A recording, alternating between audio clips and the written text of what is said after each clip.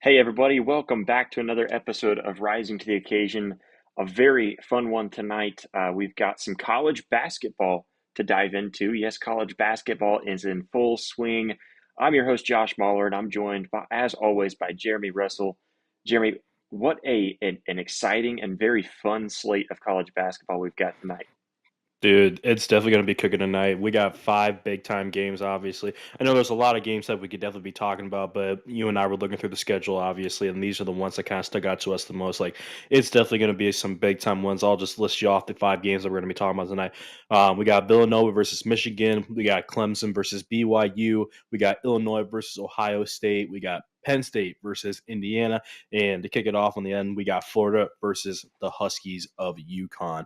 It's definitely going to be a really, really good slate. All these games, I wish I had five TVs just because I want to watch all five of them at the same time. But I mean, I'm not going to pay that bill. But it's definitely going to be a really, really good game, like a good series of games. I mean, this is why we love Tuesday night college basketball. I mean, it gives us something to watch, obviously, during the middle of the week.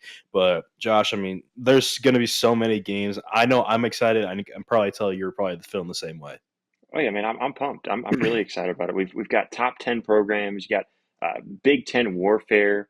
Just really, I mean, like I said, just exciting basketball. When college basketball gets in full swing and you're getting conference matchups and other big schools going against each other, it's exciting basketball. It's going to tell us a lot about some of these top teams too, and it's even going to tell us a little bit. We're starting to get into the meat of the season where you're really going to start to tell teams tournament ceilings and where they're really at this season. So that's what I'm really excited about this slate, and I think this is the like one of the first like big slates that I'm really excited about all night long. We're talking Michigan staying undefeated, BYU Clemson in New York at Madison Square Garden. That's going to be a really fun one, and even just the Big Ten slugfest. It's the total works, Jeremy. Yeah, absolutely. But here's one of the big kickers that I love about like this kind of a slate. Like these aren't just like any kind of typical games. Like these are what we like to refer as like resume builders. Like these are the moments to where teams prove that they belong in March. Because obviously you know much as I do, because you and I are going to be filling out some brackets. Obviously when it comes time for March. But I mean, this is where it comes down to crunch time. I mean, by the end of tonight, like we're gonna know in really really good detail like so much more about like who's going to be legit and have a really good running into March and who's about to hit some adversity is probably the best way that I can honestly put it. I mean, it's going to come down to this, Josh.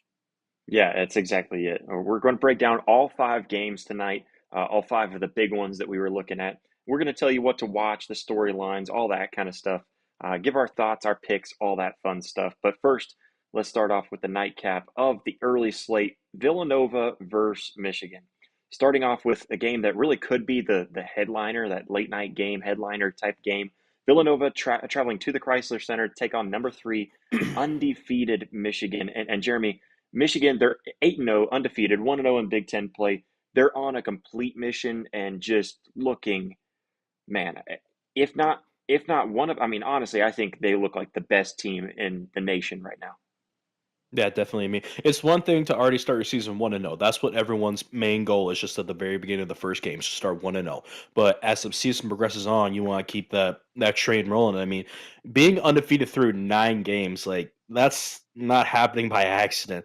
And they're doing such big things on the offensive side of the ball. I know you and I are usually used to talk about on football, but I mean, like even flipping onto the hardwood, I mean, they're averaging 101 points in their last 3 games.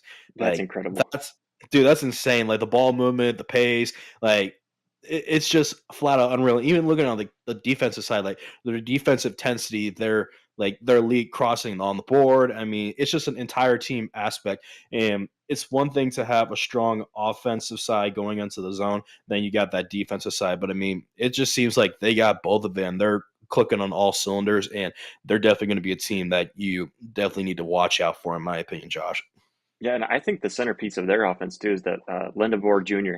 He's shooting Yeah. nearly 60% from the field, just lights out, just absolutely a phenomenal, really fun player to watch. Just, I mean, he's getting into that elite territory. There's a lot of guys. Just the way that they perform as a team effort is really really incredible. And then, of course, going against a fun Villanova team. But man, it's just it seems like with Lindenborg, that's a big one. And then also don't sleep on Trey Johnson either. He's definitely carrying a lot of the offensive load for Michigan as well. Yeah, dude, shooting 6%, that's crazy. I'm lucky if I can shoot 6%, but that's me. Like, here's the big thing about Michigan going back to their game plan. Like, they're not just scoring. That's the thing. They're improvising and they're will defensively. Like, if you're Villanova coming into this environment, you've got to be ready from the immediate tip off of the game. Like, you cannot start slow. You cannot underestimate any of these guys because all of a sudden you blink and they're three-quarters of the way down the court in the zone. I mean, Michigan is definitely a top dog team, but don't get me wrong, Villanova will definitely make a name for themselves. But I mean, they can't sleep on Michigan because if they do, like I said, it's going to be a world of hurt for that entire game. Yeah, well, let's look over at Villanova real quick. There's a lot you could talk about with Michigan. An incredible team. Like I said, I think, man, to me, this seems like I haven't watched a ton of college basketball to really say this definitively. But from the teams that I've seen, Michigan seems like the best team in the nation. They're just scoring at such a Hmm. high clip right now, just unstoppable on offense. But let's talk about Villanova real quick and what they bring to the table. They're still a really good team, a solid team, a well-known team in the world of college basketball, sitting at 7-1. They've got Brandon Slater. He's their leading scorer, 18 points a game, shooting over 51% from the field. Mm. The Wildcats, they've been very good, and they have that Big East pedigree. They're a great team coming out of the Big East. One of those teams that you're going to see their logo pop up when we talk about March Madness coming up. It'll be here before you know it. And their Villanova is also a very fun team. Yeah, they're 7-1. They don't have the same resume that you see from Michigan. Maybe not the same feel, but this Villanova team, that they know how to play in tough environments when it comes down to this game. Oh yeah, 100%. Villanova knows when to get their expectations going, and when it's especially in a tough environment, they know when to step on the gas pedal and get it going. But here's my question to you, Josh: like having that Big East experience, I'm thinking like translating into like a Big Ten road game, obviously against an undefeated juggernaut, kind of a team like Michigan. But because Michigan hasn't really shown much cracks, I mean, being undefeated, obviously, from everyone's standpoint, they seem like they're the team that's going to win it all. But obviously, there's still a lot of time for basketball left, and you can never expect the unexpected. But if Villanova's threes aren't falling, like, and if they start getting the ball turned over, Michigan's going to turn that into points in transition. Like, as much as I do, in that middle zone, the one thing you don't want to do is turn the ball over. I mean, those could be big time valuable points for either Michigan or Villanova. But my biggest thing, more looking at Villanova, that's the one thing you can't do is just turn the ball into transition because that could be a big time key thing. Yeah, that is a key for this game, especially for Villanova, because Villanova, they've got to limit the turnovers against Michigan because Michigan puts a Hmm. lot of pressure on defense. We talked about their offense and how Yeah. fun this offense is to watch, but their defense is suffocating. They put a lot of pressure on you. They're going to force those turnovers. They're going to get their hands on the ball, and then once they have their hands on the ball, then like we mentioned, you've got the offense to worry about. So Villanova really needs to get their perimeter shooting to be kind of on point, and you have to do that against a team like Michigan because they shoot at the three at such a high clip. And so that's really and a really key point for Villanova, getting those threes to fall, limiting the turnovers, and you can't get discouraged and get yourself behind the eight ball when Yeah. you're going against a team like Michigan if they start to get out to an early lead, because the Wolverines, they've been basically running away from people, and I think people get completely demoralized and they can't get themselves and mentally back into the game. You have to keep yourself mentally sharp and to keep yourself in this game. And so that's going to be really big for Villanova. Don't let that scoreboard intimidate you, scare you, and get you out of rhythm.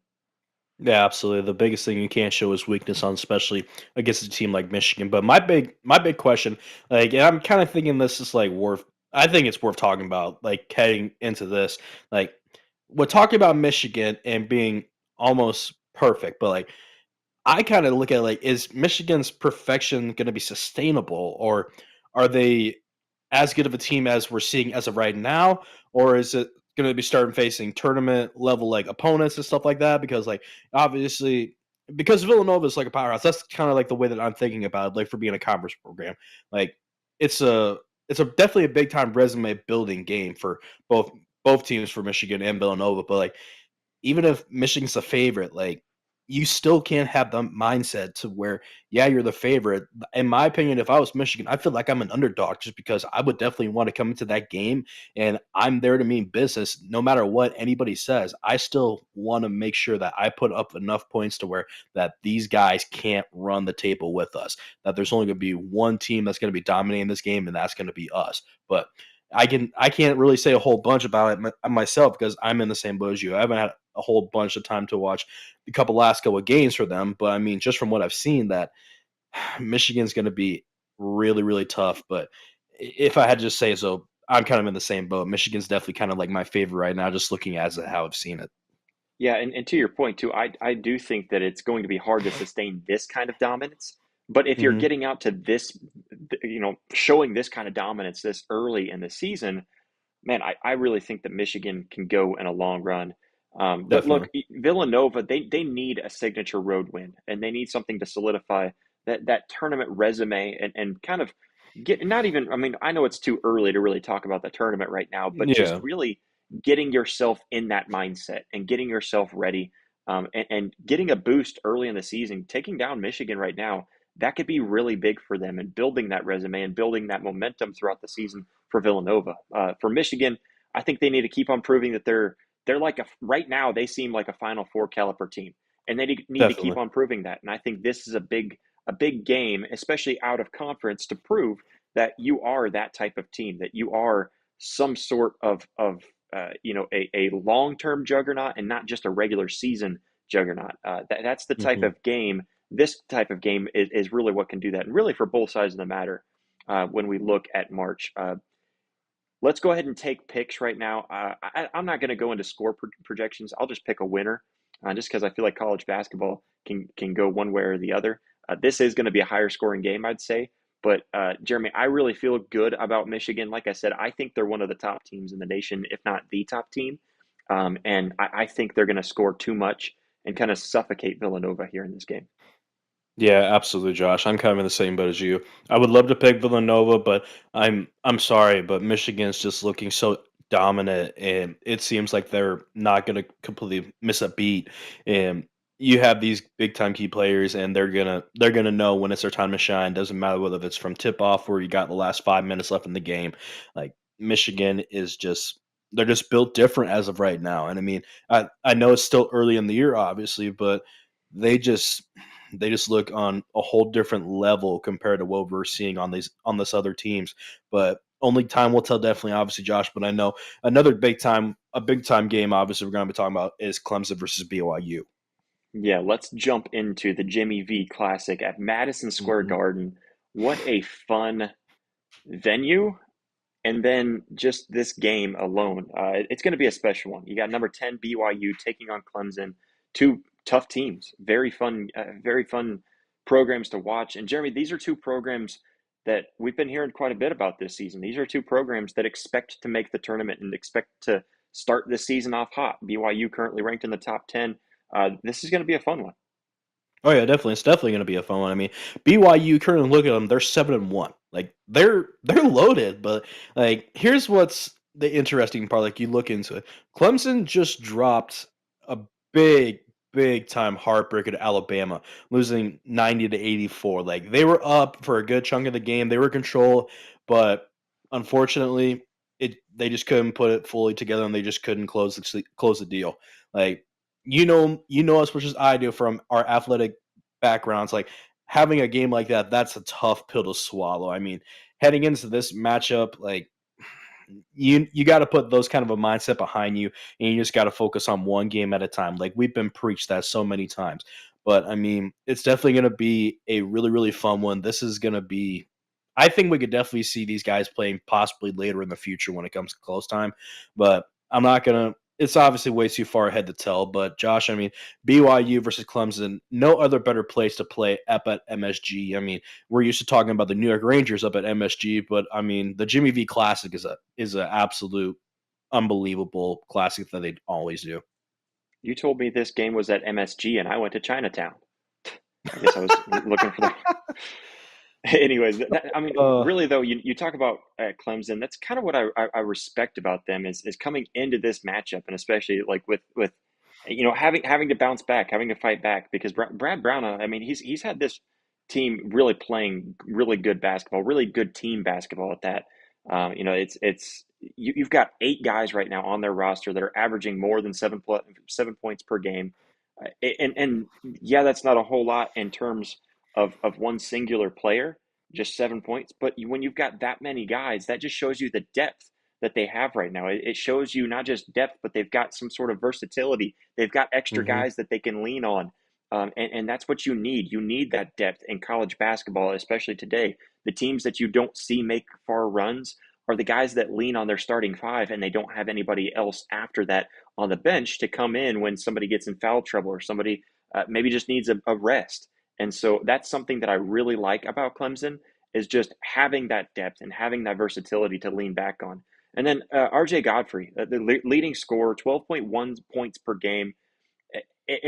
This is what he's the type of guy and the way that Clemson's performing that tells you that you don't need a superstar to win. Some guy that's going out there scoring 20 or more points per game. You just need everybody contributing. You need those 8 guys that are going to show you that depth, those 8 guys that are going to step up when you need them the most. That's what I really like about Clemson. Yeah, they definitely have a really good type of repertoire, but there's always a but. You can't forget that. Like, there's this one guy by the name of, pardon me because I know I suck at saying names, but AJ DeBansa. I'm gonna give myself a B for saying that I pretty think well. that's how you pronounce it. Yeah, that sounds right to me. That's what I'm going for. But I mean, that guy, he's a freshman. Like a lot of people kind of underlook freshmen a little bit. Obviously, they're new and they're just trying to get everything into it. But I mean, this cat has got something special, in my opinion, Josh. Like he's really got a special. Like we're talking about a player who's being compared to just. I'll just throw some names out there. I mean, you might have heard him, like the name Kevin Durant, Who? Jason Tatum, Huh? Carmelo Anthony. I mean, just throwing out a couple names here. Just a I couple of mean, nobodies, just yeah, and I've heard some of those comparisons too, which yeah. sounds crazy, but you watch the kid play, he's kind of got that lengthy body style and very, very electric. He's definitely got the whole bag just from what they're kind of comparing him to. Like he can shoot, he can move, he's got size at the wing. I mean, like I'm not saying that he's the total package, but I mean, you kind of give those moments. I mean, you kind of make him feel like he's the total package. But and the kicker is, like I said, he's a freshman. He's got a lot of time left in him, and if he keeps performing at this kind of a caliber and just for an overall big time team expectation, we could definitely be seeing him playing up in the league here relatively sooner than later. But I mean, Josh, AJ DeBansta, that is a cat that I would sincerely watch for on my list. Yeah, and UConn's coach, their head coach Dan Hurley, he was even talking about him too and his shot making, and he talked about him, just how high of a level he shoots, and just Hmm. I think even just his IQ, and he's one of the best and one of the highest levels you're going to see in college basketball, which again is impressive because he's a freshman. When Hmm. you see freshmen come in as an Oklahoma guy, I can recall, young guys like Trey Young and even last year Jeremiah Fears, some of the young guys that come in. Cooper Flagg was a young guy coming in with Duke, and the way that he performed. When you see those young, I don't want to say generational talent because I think that gets overused, but one of those young guys that comes in there with such a talent that you're going to remember the name, man, that's he's a great player. It's really fun to watch. We're not talking about just hype. He's been out there on the court. You can see what the hype is all about. We're talking about a kid who really can genuinely change a game single handedly, the way that you've seen, like maybe like a Zach Edey, and the way that Purdue was able to win with him. There's a Hmm. lot of guys that you think back to, and I think that some of those comparisons, some of the names that you brought up, with I think KD and Carmelo, those are some names that you bring up because those are singular guys that can really make a difference on the court. And I don't think it's necessarily trying to make comparisons that he has to live up to those names. It's just saying that the play style and the impact on the court is very similar. So yeah, I mean, he's definitely a special kid out there on the court. Oh yeah, definitely. It's always nice to have that kind of a special kid on the court. But here's my thing though, Josh. Like it's also like a potential weakness for BYU. Like the best way I can put it, like if you're building your team around one guy, and especially the biggest thing, like I said, he's a freshman. Even if he's that elite, um, what happens when Clemson's defense really focuses on slowing him down? Like what happens if I'm just trying to think of like circumstances like what happens if the role players don't step up to their expectations and like obviously as much as I do like a lot of those younger classmen definitely rely on the older classmen, those juniors and seniors and even sometimes the fifth year seniors. Like are we gonna be are we going to be completely dominant? Like my biggest my biggest thing is like I said, like what happens if those role players don't necessarily step up? Are they going to be looking for a way to get this game over quickly, or are they going to try and get the entire team together and establish a plan to where they can try and win this ball game here? That's what I'm kind of Yeah. thinking. Yeah, and I think that's fair. You have to have the role players step up when your star player isn't performing well. I mean, that's just kind of common basketball, common knowledge of basketball. Really any Yeah. team sport. If your star's not stepping up and playing his role, then what do you have around you? Are they going to be able to pick up the slack? But here's the thing with BYU. Uh, really BYU and Clemson, they're both really not turning the ball over too much. They're both Right. taking care of the basketball pretty well. Both are averaging near that 9 turnovers per game.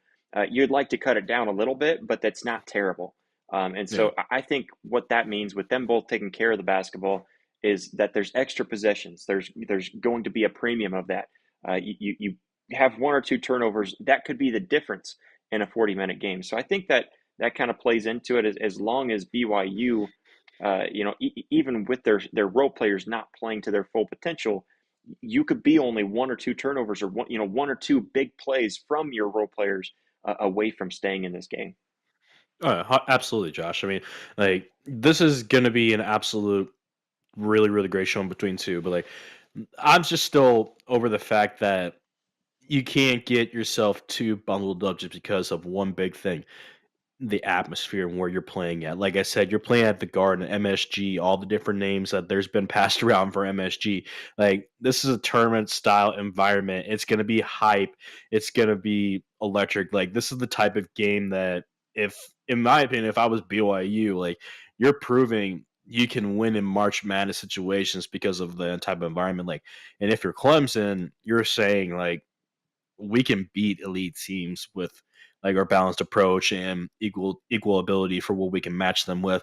I mean, we just got to stay on top of our game. If I'm speaking for Clemson, but it's just going to be an absolute barn burning. Like you can't have any more better. How many people can actually sincerely say that I've gotten to go to MSG, but I've gotten to actually play at MSG? I mean, that's just electric. That would be a bucket list thing for me. Yeah, and because of this game being at MSG and two top teams, it really does feel like a potential NCAA tournament preview type game. Like Definitely if both these teams were to make it, I think they both should be able to. We might see this exact game in March. That's what this true. one feels like, and it feels like a preview being at such an iconic stadium too. I think their philosophies are very different. It's star power and guys like Dabansa, and then where, like I said with Clemson, that depth and being able to lean on your bench players. That's what I think is really special about this game, and so it's going to be an interesting one to say the least. Oh, absolutely. But like, one thing I'm still kind of stuck on a little bit. Like BYU is getting, like, I kind of feel like they're gonna have to be the situation where it's betting on like you see give Debansa the ball and just let him create and let him cook and just see what he can definitely bring up to the table. Like Clemson's definitely going to be betting on that kind of an aspect, but they're also going to kind of get that vibe to where it's like, well. Well, like they can hopefully wear him out, obviously with the rotation and balance. Just like you don't want to get your big time key players in there for too many minutes. Obviously, get the guys rotated out just so they can get some good needed rest and they can get back on the court. Obviously, I mean with that kind of a firepower, like I'm really curious, like to see like which team wins. I mean, I I think it's going to come down to the wire, but I mean, I hope one team could definitely prevail over the top, but I genuinely don't know who's going to honestly come out of this, honestly, Josh. Yeah, and here's the thing. I think this game is going to tell you a lot about modern college basketball. Like, do Yeah. you need that one star player, that one guy that can carry the heaviest load, or do you need everybody bought in? Again, two philosophies really battling against each other here, and that's the games that I personally like to see because it helps. It kind of opens your eyes a little bit more than if you have two teams that are identical. You don't get as much parity in that game, I suppose. But it's going to be Right. really fun to watch these two teams against each other. But Jeremy, picking time, who do you think comes away with this one with the win? The team that's got a little more depth, or the guy that's just got that star player that you can't stop? So BYU or Clemson? This is going to be a really tough matchup. Like if they can obviously cover him, then it's going to be one side. If they can't cover him, it's going to be a different side. But at the end of the day, I think the freshman's going to take it away. Give me BYU. I'm really looking forward to this game. And uh, I still don't know. I'm not 100% confident in my pick, but if I had to pick something between these two, still give me BYU. Well, and I agree with you too. I think BYU is the right choice in this game, but I look at Clemson, and again, I just think their depth speaks so much Hmm. volume to me. So I like Clemson in this game. I'm going to pick Clemson in a really tough, close battle. Um, I think they do feel kind of that underdog mentality coming into this game, and they want to bounce back after a disappointing loss. And so Hmm. I'm going to take Clemson in an unlikely win in MSG against the number 10 ranked BYU Cougars. But let's jump down to Illinois, Ohio State, a Big Ten matchup, and a really fun one because it's two Big Ten teams that seem like they're doing really good here in the beginning of the season. It's the Ohio State home opener for their conference play. Number 13 Illinois rolling into Columbus to take on Ohio State. Jeremy, these teams both know each other really well, and going to be going against each other uh, in yet another Big Ten war. Yeah, definitely do, Josh. Like these two teams really know each other. It's almost kind of like what you see for college football. It's like the game versus Michigan versus Ohio State. But I was doing some digging earlier, but get this, Josh. This is kind of actually this mind boggles me a little bit. Illinois has actually won the last two meetings when they played against each other. They won 87-75 in Columbus. Then they won 87-79 in Champaign. Like if you're in Ohio State, like you got some big time motivation factors here. Like you obviously want to reassert dominance at home in a conference play. I mean, nothing feels like you have more salt in the wound, especially playing against a team like this and then losing in your home facility, especially for in the conference. Like Josh, you know as much as I do, those big time losses, they do sting a little bit, but I mean, what do you think? Is this definitely going to be one that where they have to come back to, or what are we going to really be seeing here? Yeah, Illinois is no joke. They're 7-2. Only losses are to Alabama and UConn, two heavyweight Yeah. programs, two very good teams right now, and their schedule's been brutal. I think they've proven that they can win in hostile environments. So it's going to be a fun one because you got an Illinois team who has two losses that they want to put behind them. They want to stay in those rankings and the graces of being in the rankings. Uh, and then, of course, having to go on the road to Columbus and face Ohio State. But Hmm. I do like what Illinois has done so far this season. Oh, yeah, absolutely. I've loved what Illinois has done so far in the season. Like the biggest thing that I look through all the entire aspects of the game. Like my biggest thing is they're efficient. Like they're balanced. They've got big time players like Keontae Boswell. I was just drawing a blank for his name for a second. Like he's putting up 17 points per game. I think it's close to a 48% from the field, like 47.6. I think the last time I looked or something like that.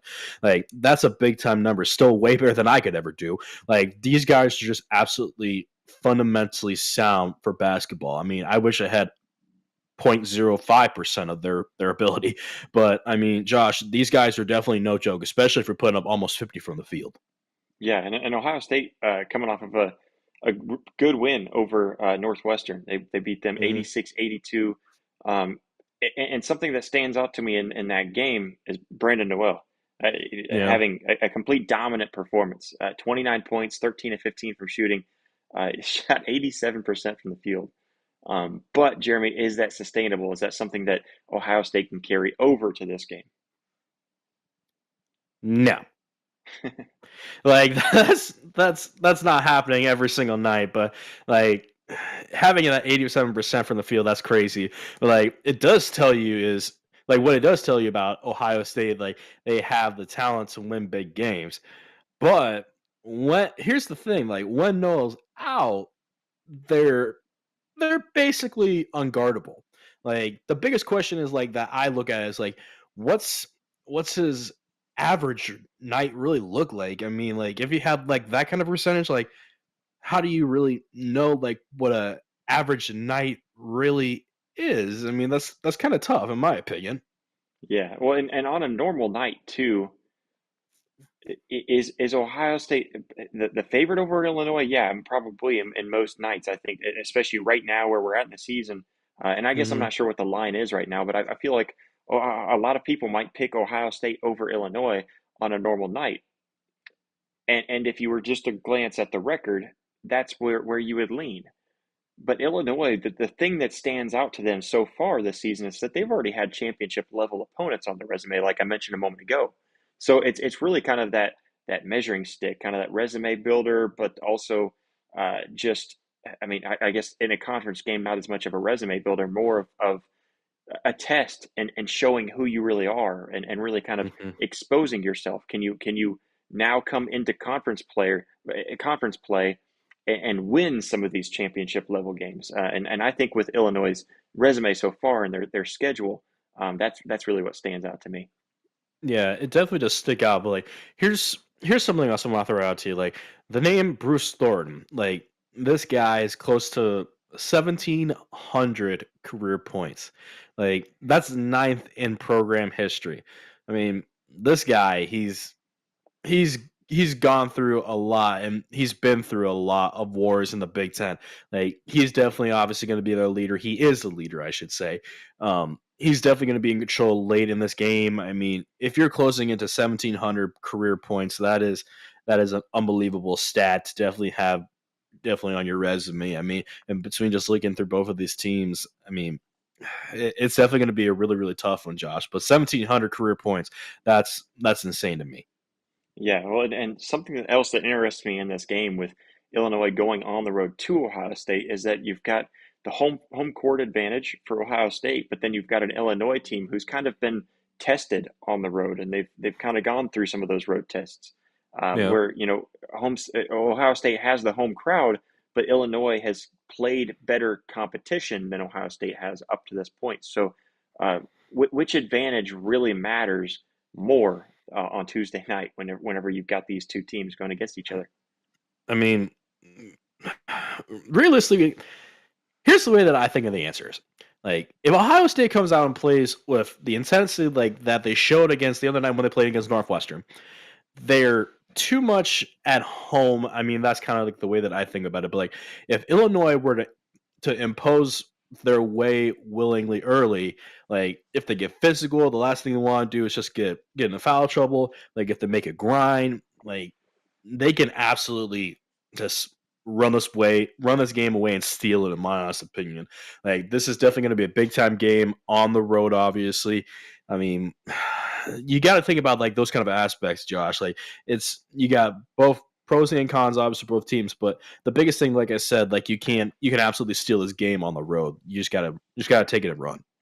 Yeah, and I think this is going to be one of those games too where those first 10 minutes, that first half of the first half, really the Yeah. first quarter of the game, it's going to tell you everything about how this game's going to go. Because again, I think Ohio State has to get out to a fast start. I think they're going to have to get going and get themselves comfortable, get themselves really feeling and get the environment of your home court advantage really bumping in order to kind of use that to your advantage.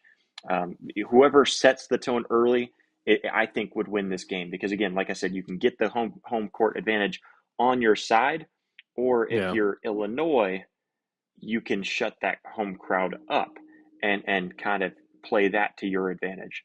Um, Yeah. Getting into picks, I'll start us off with this one.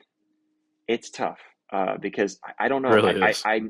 I think Illinois to me, I want to pick Ohio State because of the home court advantage, and Illinois has already lost to a couple of good teams, and so I'm thinking maybe they're just not cut out for this kind of stuff. But I think that their losses against tough programs early in the season is what cuts them out for this and what helps them in this game. So they've kind of already been tested. I'm leaning Illinois in this game. I think it's going to be a tough one. And honestly, the scores that you threw out earlier, I think that's kind of similar to what we're going to see again here, right around that maybe a little bit closer, like an 85-78 kind of game, 84-78. I think it's going to be a close, grimy game. But I think Illinois gets out ahead early, and that's kind of the difference maker in this game. Yeah, I was kind of thinking a little bit the same boat as you, Josh, but I was morely kind of having that persistence to where it's going to be really, really close to right around halftime. Then you get the third quarter going. Then obviously it starts to get pretty heavy. Then both teams really click on right then and there from the get go. I mean, they shouldn't click on from there. They should click on obviously from tip off. But I mean, I'm kind of thinking like I wouldn't be surprised if it's no more than 4 point separation for the final. But give me Illinois for my pick as well. But I could definitely see it kind of being like I think it might be like 84-40. I'm just throwing that out there, but you can never know what to be expected. Man, people are going to start to think that you're hating on Ohio State now. You picked Indiana to beat them in the playoff or in the Big Ten championship game. That happened.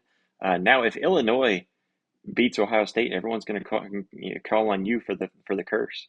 Hey, Anyways, I'll answer any phone call you give me. speaking of Indiana, let's jump over to Indiana, Penn State. Another Big Ten war, a clash of two Big Ten titans. And this is a game in Bloomington, and it's interesting because you've got Indiana, who's 0-1, Penn State 0 yeah, they haven't played a Big Ten game at all yet. Yeah. So both these teams looking for their first Big Ten win. It's early in the season, so it's not like a big deal or anything, but you want to get off on the right foot in conference play, and Indiana's kind of already behind the eight ball, and Penn State wants to keep themselves from getting behind the eight ball. Yeah, definitely. But like it's kind of seeming like you said, it's one thing to judge when you play this many games, but when you get to those conference games, I mean that's one thing. Neither of these guys have really had the capability of doing it yet. Like it's kind of seeming like there's a little bit of a storyline. Like when I was looking through thinking about Penn State earlier, I mean, like they're 8-1. That's one thing. Like they're a really impressive record, but their schedule here, that's the other thing that's kind of got me thinking a little bit different. Like their schedule up to this point have been I'll say manageable. I'll put it that way. Like their first opportunity to get a win against a big power conference program, like they definitely need to be ready for tip off, and they definitely need to be firing on all cylinders, getting everybody ready. But I mean, take it for granted. Like I said, they're 8-1, but in college basketball, you cannot sleep on any single team that you play in any night because if you do, you can definitely be regretting it because you're probably going to run a lot of drills that next day in practice. Yeah, and this really is a big one for Penn State. When we start to talk about getting throughout the season or going through the season, you're starting to talk about the NCAA tournament resume. This game is huge for Penn State because you've got to get on the right foot, and you've got to get ahead of the game in your first conference game. And so this could be really big for them because of their kind of weaker resume, weaker schedule so far up to this point. Getting out ahead of that and starting off on the right foot is very crucial for them. So a road win against Indiana, who is a ranked program, that could be a big one. It'd be a quad one type win too, which is the kind of stuff that the NCAA committee looks at whenever you get down to March. And I know again it's too early to really be thinking about that in some regard, but you do have to kind of think long term of things and where are we heading. This is definitely a game that could help get you out ahead and especially help. Obviously, your resume is going to strengthen when you're in the Big Ten, but this is one to get you on the right foot. Oh, yeah, definitely. It's one to get you going on the right foot, like talking about Indiana, like you were just going about. Like you look at them, they're 7-2. They're ranked number 22. I mean, that's nothing to necessarily complain about. Like they just lost their Big Ten opener, obviously to Louisville. I mean, if memory serves correct, I think it was like 87-78. Memory serves correctly, but like now they're under pressure. Obviously, like coming off that loss on the home opener. But I mean, they need to get a big time win at home to get back on that right track. Like the home court is obviously going to be rocking because everyone wants to be behind your fan base. I mean, everyone wants to be behind you, of course, and just keep you guys motivated and just getting going in the right direction. But I mean, is can Indiana definitely bounce back and beat these guys? I mean, Penn State, we all know what they're like in football, but I mean, basketball is a complete different situation. They're both Well, see, really, I, really I good was teams. I was going to say I don't think that the home court's really going to be much of an advantage because Indiana's more of a football team. So, they're more of a football school. I don't think they really care about that basketball program. But no, no. All jokes aside, you look at guys like Tucker DeVries, who is he's scoring close to 18 points per game for Indiana. He's a guy who's won before. He's a leader, and then even Mike Decker too, the coach. He's kind of that. This could be a proof it type moment for this season to get things turned around, get him on the right track, and really, it, he needs this win to kind of establish at least early in the season to establish kind of a legitimate tournament team and just a legitimate team in general too. I think this could be a good win for Indiana as well.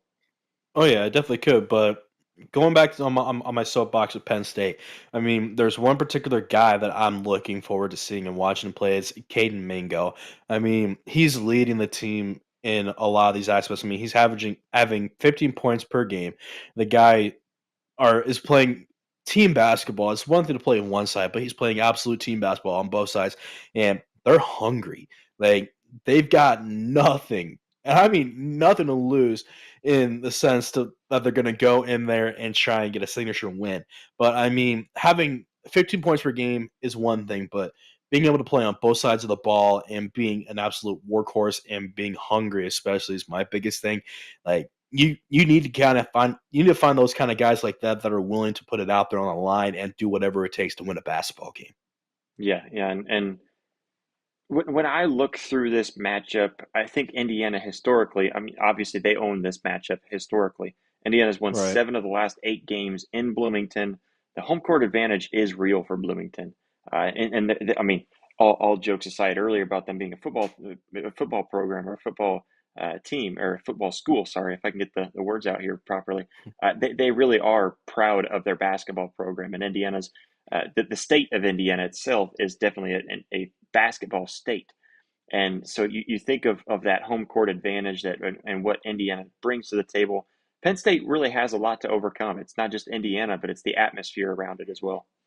Oh yeah, absolutely. Like the atmosphere is one thing, but like there's just so much I could really say. Like, and this is why it's such a pivotal game for Penn State. Like, the tournament narrative, like it can go into Bloomington and they can steal a win. Like, that's a big, big time statement, especially at this early in the year. Like, that's them saying almost kind of like them letting them know that we're the real deal. We belong in the tournament conversation. Like if they come out like that, then they could definitely be in the conversation. But if all of a sudden they come in there and they get absolutely whopped, it definitely could be a little bit of a different situation. It could be an eye opener for some of these guys. Like, hey, we need to work on this. We need to adjust to this. But I mean, only time will definitely tell Josh. But I think that this could definitely be going into the right direction for them. But like I said, only time will tell.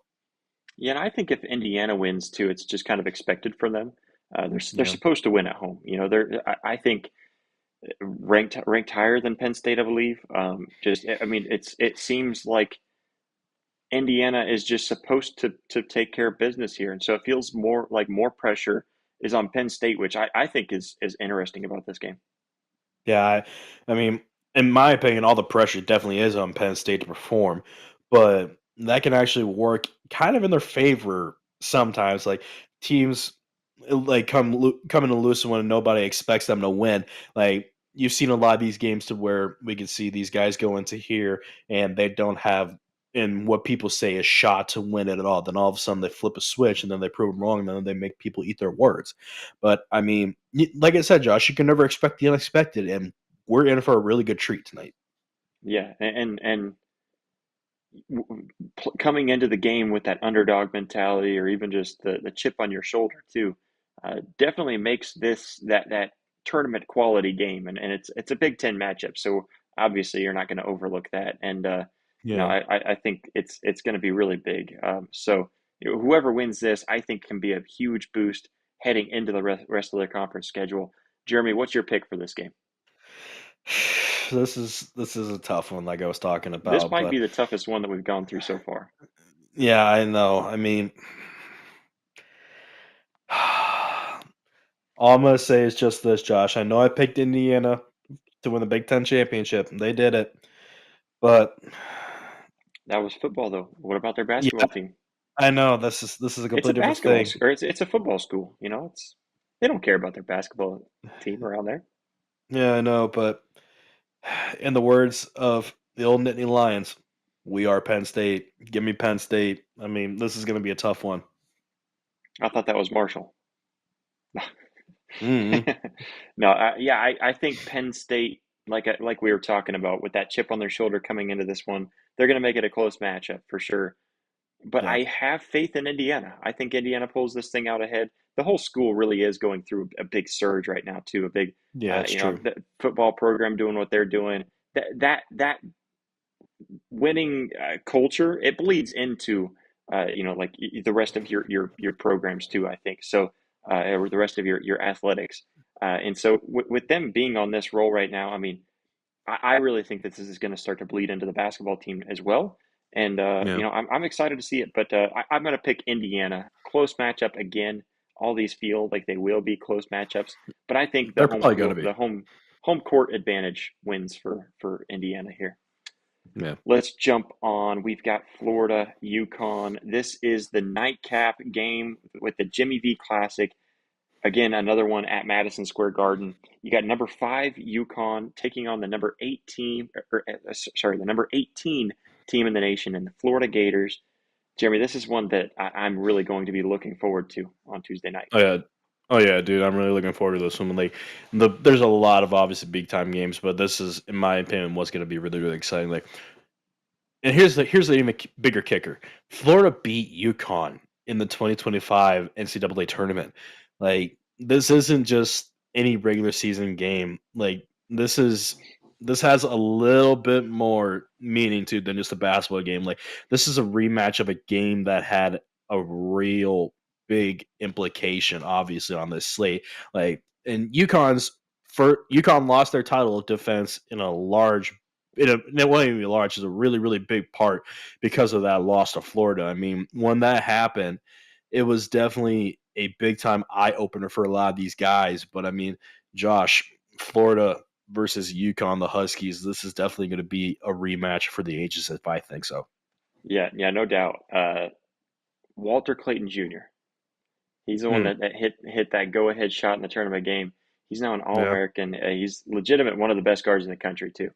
Yeah. So when Florida comes into this game, they've got a guy like him who's proven he can hit big shots against UConn. He can hit big shots in big environments, big time games. I think this one being played at Madison Square Garden again feels like a tournament preview. It's just like we get to sit back and pretend that we're watching March Madness for a night. I'll take games like this all night long. This is going to be a really fun one, and I think that Florida's just kind of got those guys that can really step up and make some of those big time plays, big time shots whenever it matters the most in big time games. Oh yeah, absolutely. And big time games is definitely right. But coming off of a little bit, another big time name, you can't forget the guy named Dan Hurley. Like, this is his eighth season with the team. Like, he's got not one, but two national championships at UConn. Like, he's definitely in that rebuilding after the loss of the title, of course. Like, that's obviously gonna be a big time sting. But even in their defense, like, this year has been an absolute workhorse, and they've been a lead. Like, they're allowing, I think it was 60 some points per game. I think it was actually right at 60, but like, they're only shooting 37% against them. Like, a team's pretty dominant when they're getting to these kind of stipulations of numbers and stats. Yeah, well, and it's UConn too. UConn is, I mean, especially with Dan Yeah. Hurley at the helm, this is going to be a tough team. And remember all of the chaos around, is Dan Hurley going to leave? Is he going to go to the NBA? You know, or the Yeah. Knicks going to try to steal him? Or like, could he leave to the NBA? Is another school going to try to outbid UConn for him? And there was talks that he thought long hard about it. He came back to UConn. Now they're 8-1, ranked fifth in the nation. They're really supposed to be a team that's competing for national championship. And here's the thing that's interesting right now. Their schedule hasn't been the toughest. Their strength of schedule right now is 119th in the nation, where Florida's Mm. is 15th. So when you put those two together, this is a real test for UConn. I mean, I think Florida looks like the better team because of the resume that they hold right now. Yeah, definitely. And you gotta think about looking on Florida's situation. They just played Duke recently here. I can't remember exactly when, but they lost in an absolute nail biter. It was literally by one, 67 to 66. I mean, Boogie Flan hit obviously the go ahead three with 32 seconds left. I mean, that was the biggest thing that sealed the deal. And obviously, at least we thought, but obviously Duke answered with 21 seconds to go. I mean, it just definitely is absolutely devastating, Josh. Like, that's the kind of a loss that is definitely going to be lingering for quite a while. But it's one thing to be up for quite a while, then having it come down to the last kind of close seconds. Me, but if I had to speak from my honest opinion, those are the kind of games that I definitely like to see, where it's back and forth, just getting down to an absolute crunch time. But like I said, it's definitely a devastating loss that is definitely going to be lingering and stinging for a while. But I mean, still, you got to put that behind you. And you got to play one game at a time here. Yeah, that's where mental toughness comes into play too. And I Yeah. think for Florida, you have a heartbreaker like that against a top team. Guess what? You've got another chance right now, you've got a chance for redemption that this soon after. So I mean, that can play into a good thing for them too. If they have that mental toughness, they can come back, play Hmm. UConn in New York at Madison Square Garden, big stage. It's set for you. The lights are bright, and they can prove that they're still an elite program, and that just because of a tough loss, they're not going anywhere. That's the championship mindset that I think Florida can possess and show that they've got here in this game.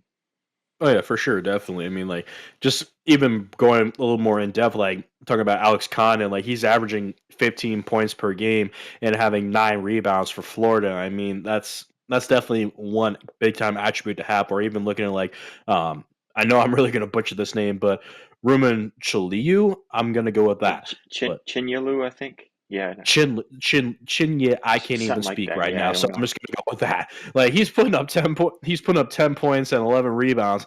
I mean, that's definitely a big time thing. For another also way that I kind of look at it is Florida got the front court depth and the strength that they can compete with anybody, not complete. But I mean, it's one of those big time attributions to where you have guys like that and that they can compete. You definitely know that anybody that they could face is definitely going to have to be watching out for these guys. Yeah, yeah, and I do think they can complete with anybody too. But no, and Yeah. UConn, they've got Alex Caravan too, who's a senior leader. Uh, Yeah. I mean, he's the right type of emotional when it comes to a true leader on your team, showing just the commitment that he has to this team. It's so fun to see a senior in college basketball these days. Just seems so hard Yeah. to come by, but a senior leader with this much heart, this much commitment, playing with such an edge and such passion for the game and for his team. Then you got Eric Reeby too. I'm not sure if I'm saying his name right either. But freshman, he's 7 footer who's developing. Both teams they have star power, but they also have depth. This is what makes this matchup very fun. Is that you've got uh, different types of star power and different levels of depth that are going to be battling against each other. Oh yeah, absolutely, dude. It's definitely going to be a battle between the two. here's what I think that is even more fascinating about like this kind of a matchup. Like it's it's definitely a big time window. At least here's the way that I think of this perspectively. Like it's a big time window into the national championship conversation. Like we're used to both of these guys. I mean, UConn's obviously trying to prove that they can definitely build another championship team after obviously what they're been capable of winning two national championships, and they want to definitely add another one. But Florida, on the other hand, is also trying to prove that they're still a threat after that tournament loss last year. I mean, uh, obviously everyone's not going to forget that loss, but like I said, you got to find a way to put it behind you, and you got to prove a point to mean business and know that we're going to be in this kind of a talk here when it comes down to crunch time. No doubt. And then again, it's another game that the environment going to be really fun. The stage, it's set. Lights are bright. This is college basketball. This is again, it feels like a March type game. This is what March feels like, and we get these two teams where the lights are bright, the crowds are into it. Both teams playing their best basketball right now. And can this game be the game that sets you apart and the game that boosts you in your season, or do you lose this game against a tough opponent, regardless of which side, and then you start to crumble because you couldn't compete against the top team? It can go either way for these teams, and so both of them have a lot to play for. That's what makes this feel like a March type basketball game. Yeah, there's definitely a lot on their plates. But Josh, I kind of want to pick your brain a little bit. Like, let's think of it this way. So if say if UConn were to win, does this mean that they're like a favorite for the national championship, or what could be on that slate? But I also kind of want you to think about it this way as well. Like if Florida were to win, like having that winning mentality, meaning like we have to like recalibrate our expectations, or we have to revamp this and kind of see what we need to do. Like these are like the kinds of implications that this game absolutely has to have, and you can kind of look at it on both sides of the ball. Like, what the heck is really going to happen here? Yeah, and I think for either team too, I think the winner of this game does have national championships in their sights, and even Yeah, definitely. without a win in this game, they're both good enough that they've got it there. But you still have to get through conference play. You still have to get through really the tough part of your season is whenever you get to conference play and you're playing against other opponents that know you a little bit better. But this one definitely can. I think for UConn winning this game, to your point, yeah, I think this could give you UConn a huge boost if they were able to win this game, especially if they were able to win it decisively Hmm. in their favor for winning the national championship, no doubt. Yeah, definitely. And both of them, I think, no matter what happens, they both have a very good shot at making the tournament. But I think the winner of this game, it feels like that confidence leads into kind of the rest of their schedule. And again, like I said, getting into conference play. Oh yeah, absolutely, dude. I mean, this is a big time game. Like this is literally championship level basketball, Josh. Like both coaches obviously want this win. They don't want it to be any other way. They want to win. They don't want to lose. Like both teams want to make a statement. And I think by the end of the night, realistically, like we're gonna have a much clearer, big painted picture of the who's gonna be legit for a deep tournament run and who's gonna be thinking, I thought we had it in us, but we definitely need to look at a lot of things here. I wouldn't even say a lot, but just look at some little itty bitty things and just try and find a way to make ourselves better a little bit. Then once we get going down to the stretch of this season, we can definitely be that team to where we could possibly be talked about as we could become a national championship team. But only time will tell, Josh. And I know this game is definitely going to be really, really adventurous and exciting. Yeah, no doubt. All right, let's make our picks. All right. Again, another very tough game to choose. Two very tough teams. Two teams that are hot on fire. Picking the Florida Gators or the UConn Huskies.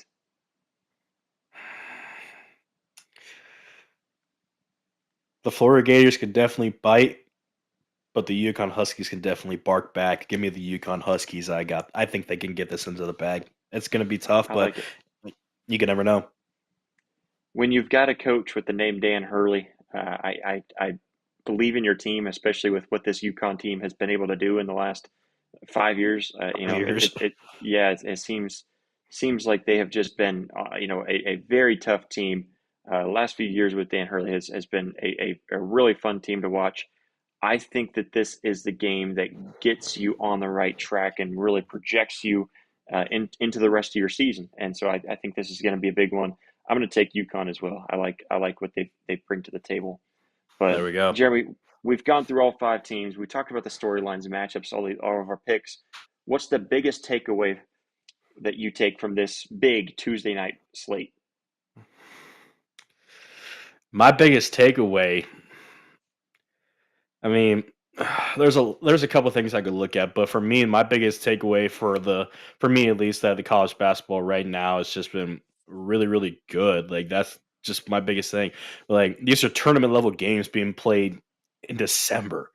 I mean, having just something like this in December is definitely crazy. And by the end of the night, like we're gonna know a lot about all these guys' programs and tournament ceilings. Like some people think their ceiling will be low here, some people will think it's here, some people think it's here. I hope it's never there, but I mean, you can never know, obviously. But Josh, I mean, it's definitely going to be a lot huger than what people really think about. But I mean, what do you think about this entire thing? Yeah, I mean, really high level games. I think it's huge. It's you've got undefeated teams, you got ranked teams, a bunch of ranked teams here on Tuesday night. Looking at programs that are really just trying to prove that they belong and trying to get to that championship level basketball. I know it's again we're talking about this a lot, but it's early in the season, but you still have to look towards that end goal, and that's what I think is just so much fun.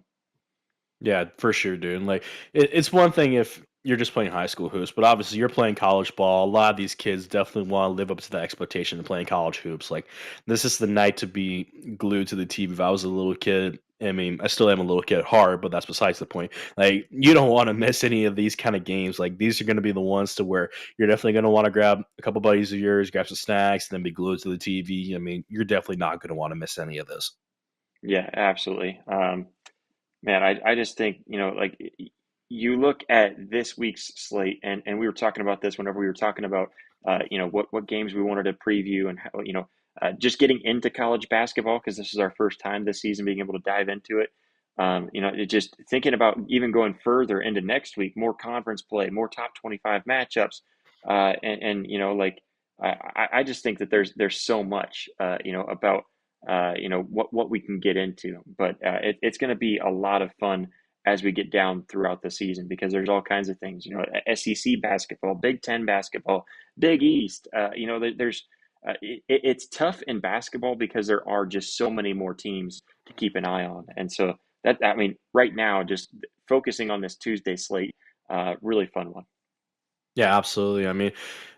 There's a lot of these things, but obviously, you know as much as I do, Josh. We'd love to hear from all you guys, and like, definitely do like to hear you and hear your opinions on a lot of these things. Like, we love seeing your guys' messages on our social media platforms.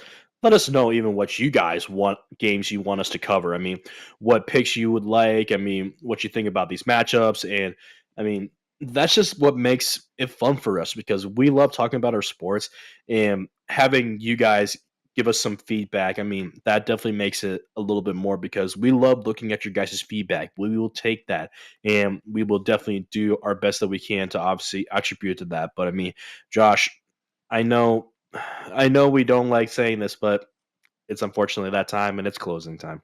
Yeah, absolutely. It's a wrap for us tonight. But Jeremy, I mean, obviously, thanks for being on. It's a fun one to break down. But for everybody, thank you so much for watching, for listening. Make sure to hit that like button, hit that subscribe button, follow us on social media, all the platforms, all that fun stuff. Thank you very much for tuning in. This is Rising to the Occasion, and we'll see you on the next one.